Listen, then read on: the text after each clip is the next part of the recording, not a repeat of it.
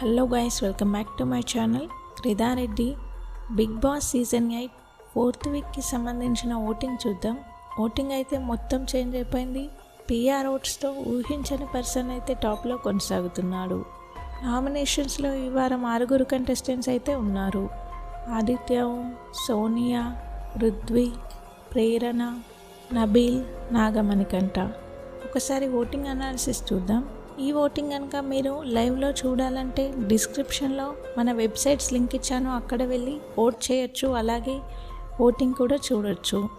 టాప్లో నబీల్ ఉన్నాడు 30% ఓటింగ్తో. ఇప్పటి వరకు ఏ కంటెస్టెంట్కి కూడా 30% ఓటింగ్ అయితే పోల్ అవ్వలేదు. నిఖిల్, విష్ణుప్రియ లాంటి కంటెస్టెంట్కి కూడా 26-25లో వచ్చేది ఓటింగ్.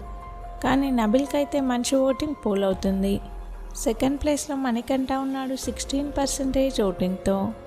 మణికంఠ ఓటింగ్ అలాగే కొనసాగుతుంది ప్రతి వీక్.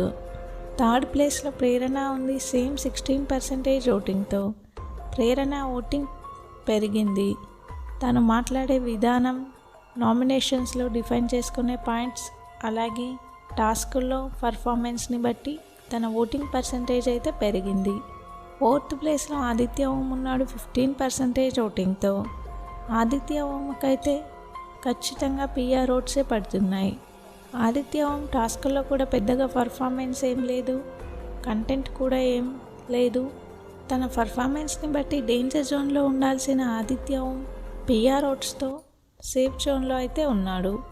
ఫిఫ్త్ ప్లేస్లో సోనియా ఉంది 10% ఓటింగ్తో. సోనియాకి బయట చాలా నెగిటివిటీ ఉంది కాబట్టి ఖచ్చితంగా డేంజర్ జోన్లోనే ఉంటుంది అనుకున్నారంతా. సో డేంజర్ జోన్లోనే కొనసాగుతుంది.